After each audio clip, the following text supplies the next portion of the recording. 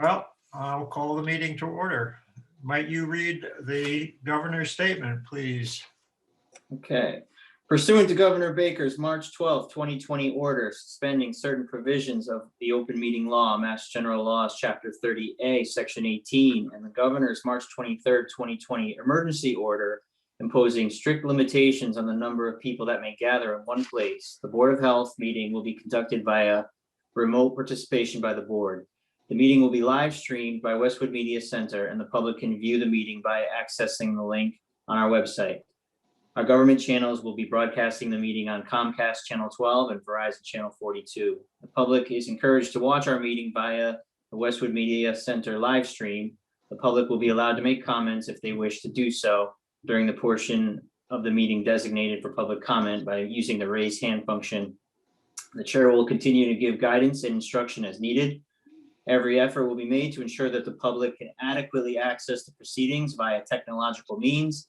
In the event we are unable to do so, despite our best efforts, we will post on the town website, www.townhall.westwood.ma.us, an audio or video recording or transcript as soon as practicable after the meeting. Thank you. Okay. I hope everyone has had an opportunity to review the minutes. I have and find them fine. Is there anyone that'd like to make comment about the minutes of our meeting February 9, 2021? They were fine with me. Yep. So is there a motion to accept the minutes as they are? I move to accept the minutes as they are. I'll second it. All those in favor who want to vote to accept the minutes, please say aye, and your name, please. I, Carol Ahern. I, Shelley Reaver. And I, Roger Christian.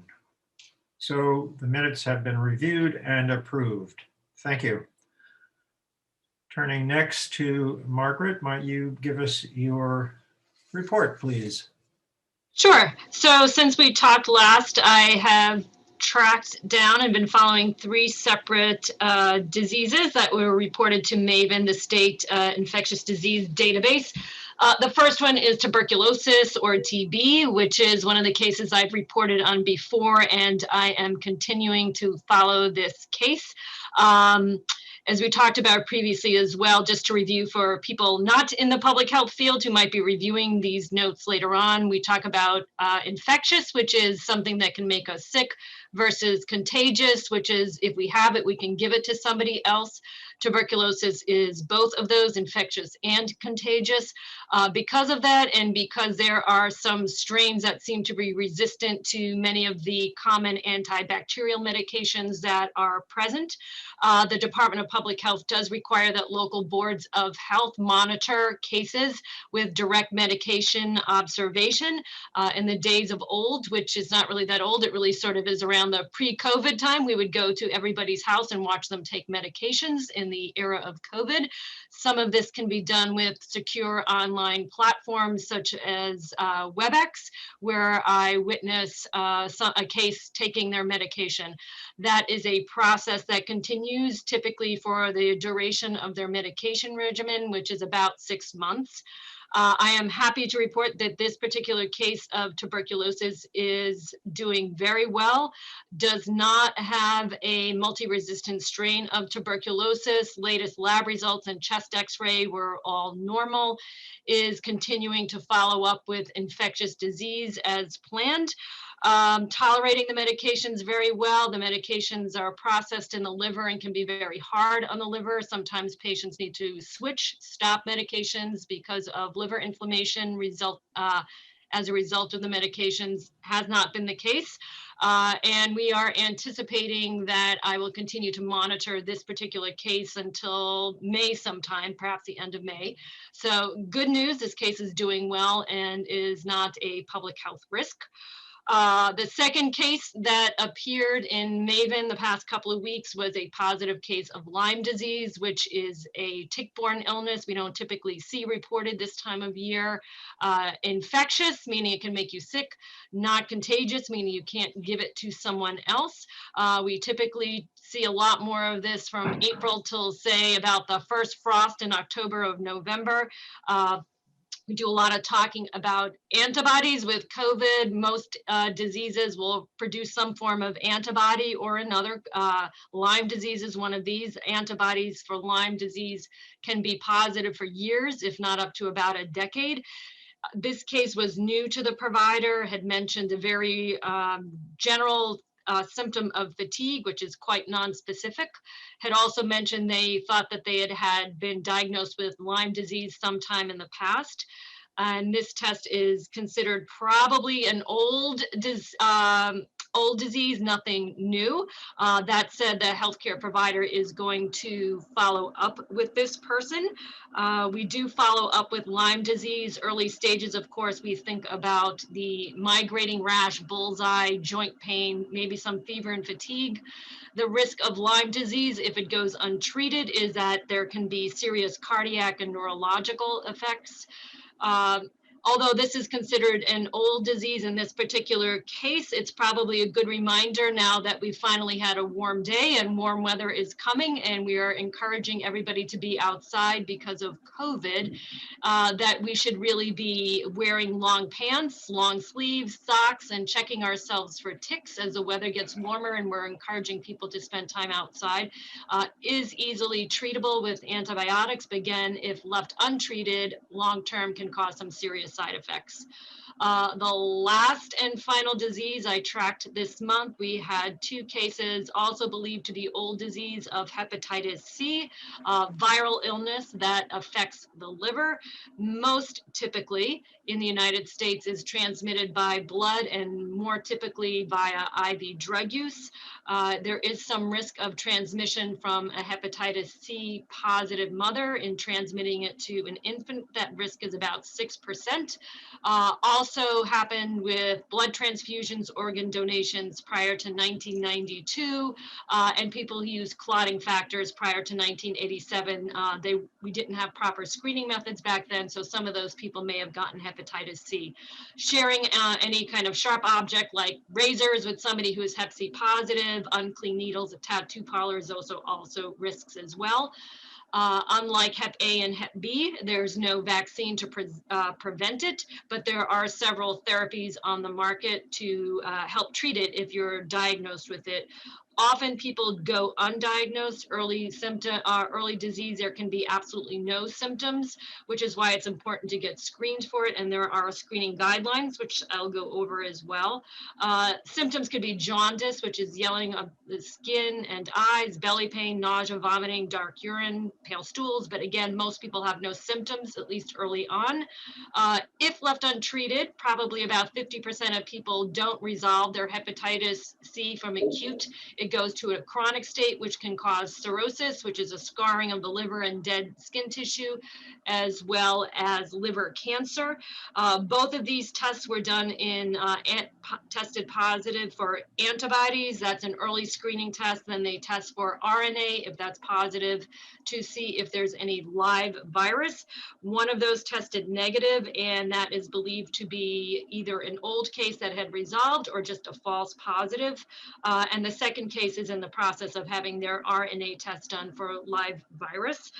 Neither of these cases had any known risk factors, so there's a potential that both of these were just false positives.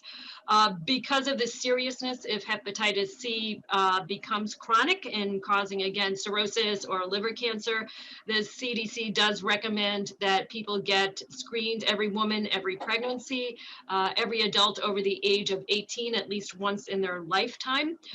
Anybody with IV drug use much more frequently than that, and anybody who finds themselves in a symptomatic category or a known exposure to a blood product, needle stick, things like that. So in addition to COVID, those are the 3 other infectious diseases that we were dealing with over the past couple of weeks. Great. Thank you for that very comprehensive review of each of those diseases. Sure. Brought back some my rusty cobwebs. Right, I know. Thank you. Sure. So I guess then we turn to you, Jared. Sure. So we'll go quickly through where we are in terms of current status on coronavirus in Westwood, and then we'll touch a little bit on where we are in our vaccine clinic planning or execution, I guess, at this point. So for the third consecutive week, we've seen a decrease in cases. The 14-day case count for the third straight week has dropped. So last report that was released by the state Thursday evening had us down with 34 new cases in the 14-day period. That was down from 40 the previous week, which has been a nice trend. We seem to be moving in the right direction.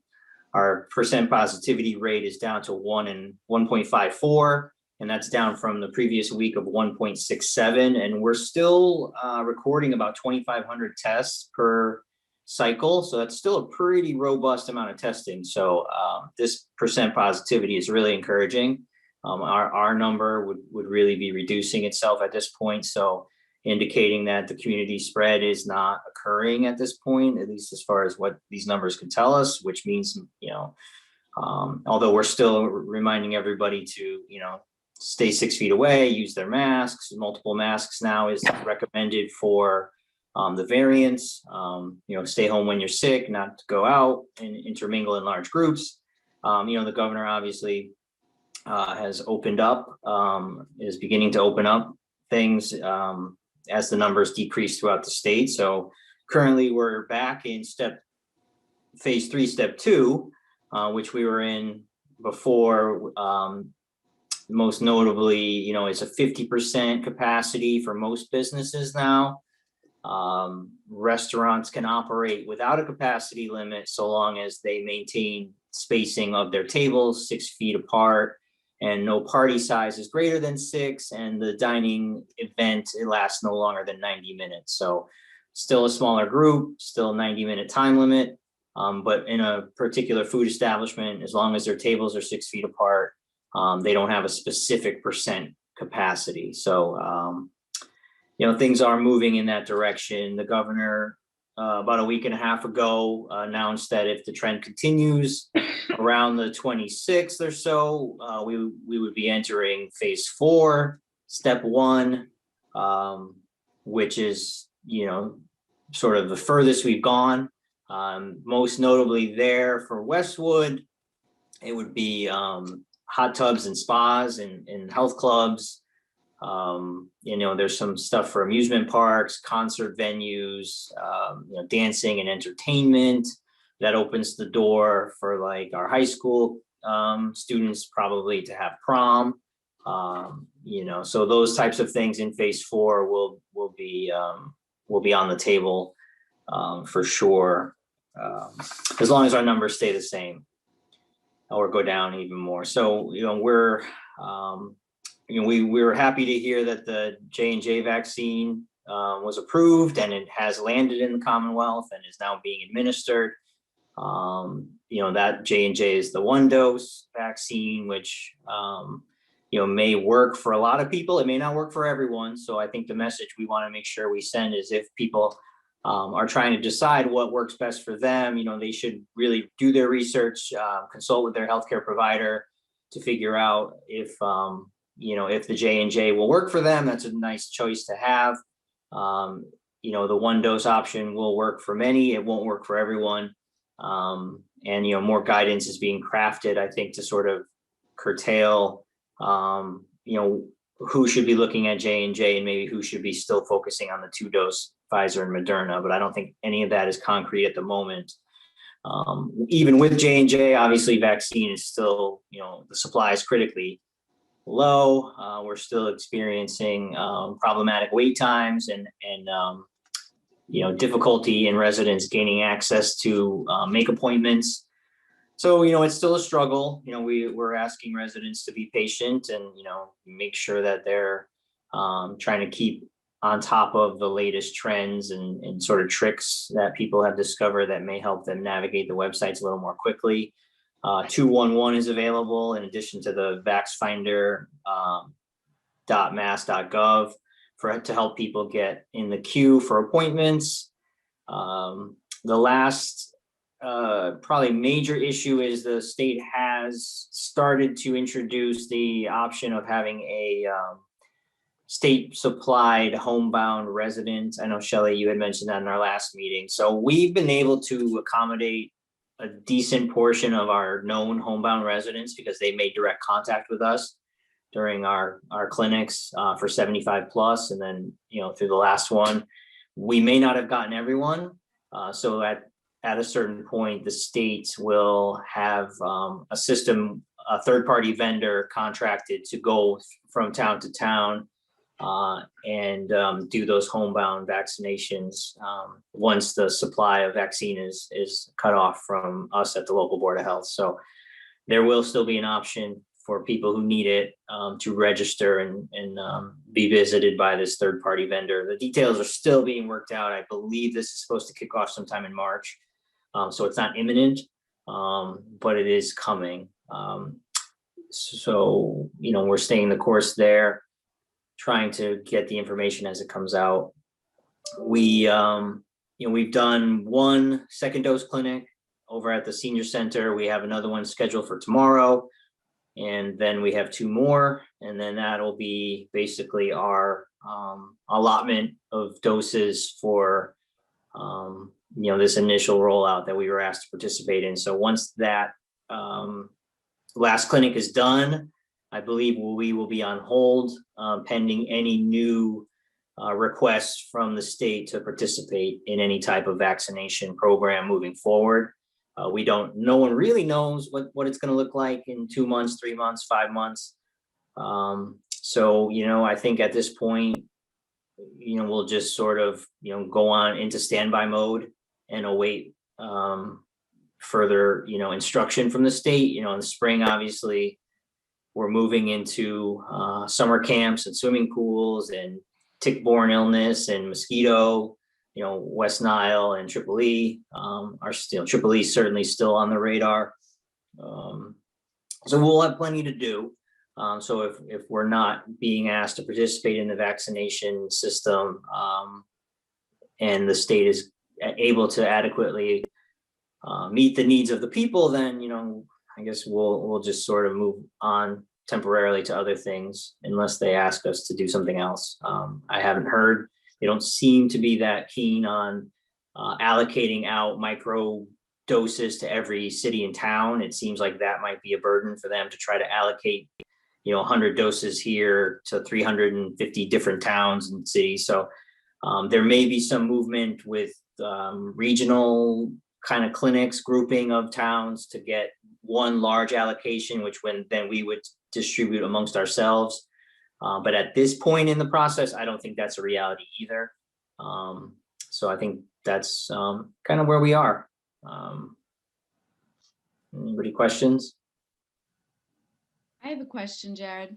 Sure. I'm still concerned about people in town 70 and up who haven't been able to get an appointment. And is it your sense from the state that they hopefully won't open up a category below 65 until they've really been able to accommodate the people who are, really should have already been vaccinated? In my opinion, I don't think they should have gone 65 to 75. I think they should have gone in 5-year increments, because it's just, I know a number of people, not all in Westwood though, again, 70 and up, and they just cannot get an appointment, and it's troubling.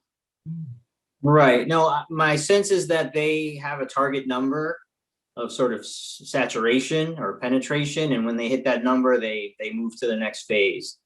211 is there to help people. They can call and give their information, and hopefully they can connect. Pharmacies are online to do appointments, Norfolk County does have a fair amount of larger vaccination sites. TripAdvisor's coming back online. One of the hospital groups is getting back in the game. We have Gillette. We also have the Natick Mall. So, hopefully between those four, and then any of the pharmacies that are around, they might have better luck. But I think it'll go more quickly as we move further down, with the supply being increased. But yeah, it's unfortunate. I think that, something more incremental probably would have been helpful, especially given the challenges that what we endured trying to organize and plan and register people who were not really that technologically adept or not comfortable using the technology. So if there are people out there who still need to get access to vaccine appointments, I think 211, even if they give their names to the senior center, if they're Westwood residents, I think if there's a list of folks in that upper age group still that need something, maybe we can try to figure out a spot through our other towns. They may know of other openings or short of these cancellation lists. They're still around, but probably not as robust as they were initially. I'll mention the senior center, and I did pass along to this couple Carol's information from earlier in the week, hoping that maybe they would be able to get a CVS appointment earlier in the morning. Yeah, I think there needs to be you need to kind of stage your browser with all your information and then just kind of keep clicking. Yeah. Schedule. So it's really unfortunate that it's been so difficult, but we're working with the tools that they've given us and trying to do the best we can with it. Well, hopefully this week will be better, that they will have some new appointments opened up. Last week they didn't give any to the mass sites. Yeah, I mean, that's been a challenge because they're still now filling second dose, Right. Is to us is critical. That's where we are now. Yeah. Kind of saying, hey, pump the brakes on new people because we're still negative 300 doses. Like we need to be assured, that we're getting what we had promised people we would get. So, what works for one group unfortunately doesn't work for the next. And I think by the time more information follows, the efficacy or the ability of one shot of Moderna or Pfizer maybe to provide X amount of protection, they've started to talk about not holding steady to the 28-day interval in between doses, that you can push it out even as far as 6 weeks, still reasonably safely. So I feel like, as we head into the younger groups, that message may start to become a little bit more common, although I don't think any of that's official, but at least it's being talked about. Once they have a little more research and data, those things might be, the new guidance may recommend, you're really looking at 6 weeks, not 4. But we made a promise to our seniors, our 75 and overs, that 28 days was when they should expect to get vaccinated for the second time, and we're going to do everything we can to make sure we adhere to that. Yeah. Thank you. You're welcome.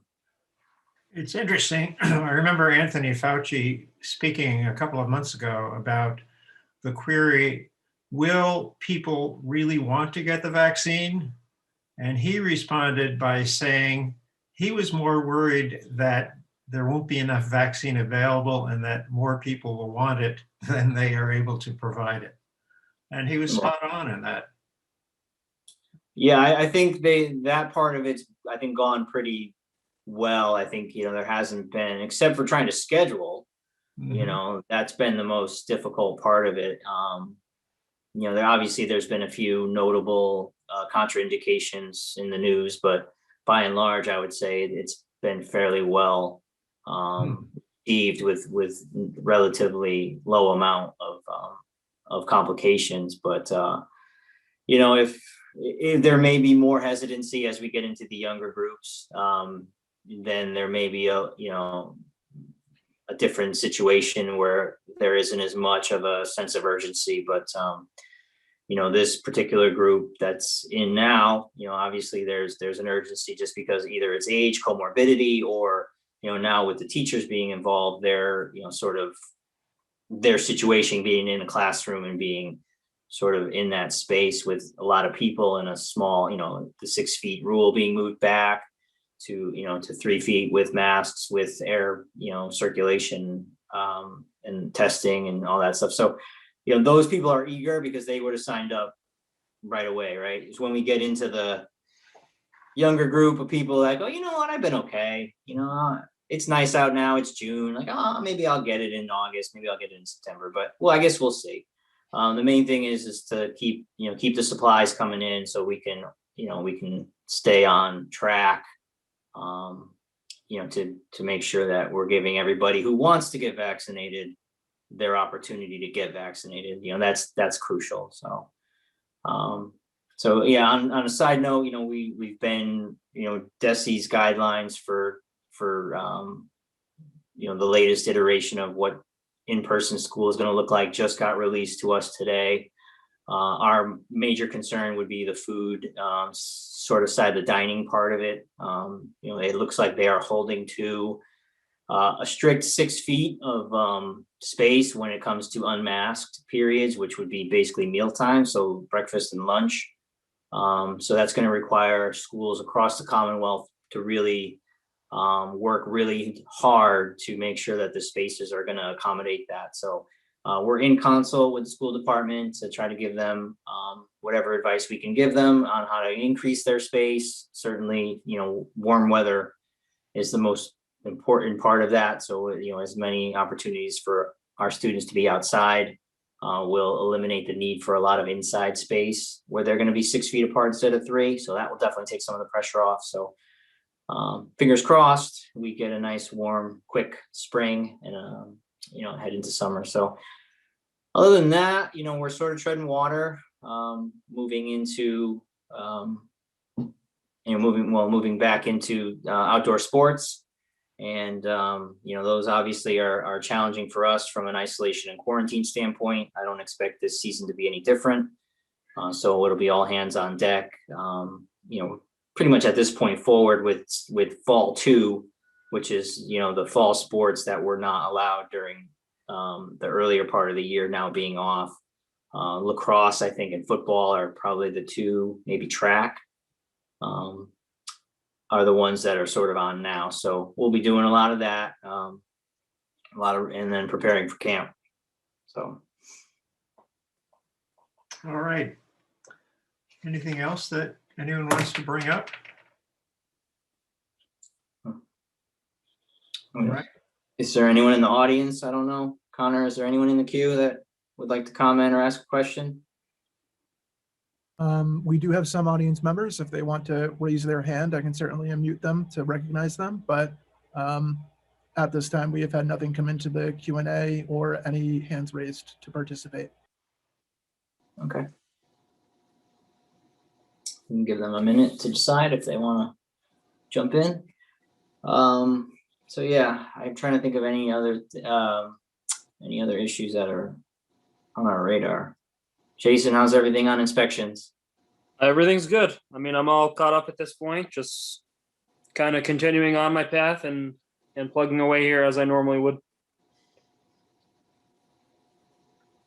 All right, so if there's no questions from the audience, I think that's basically all I have for you today. All right. May I hear a motion to adjourn the meeting? Make a motion to adjourn. I second it. All those in favor signify by saying aye. Aye. Shelley Reaver. Aye, Carol Ahern. And I, Roger Christian. That brings us to the end of our meeting. Thank you, everyone. It's nice to Thanks, see everyone everyone. once again. Nice to see windows with more light.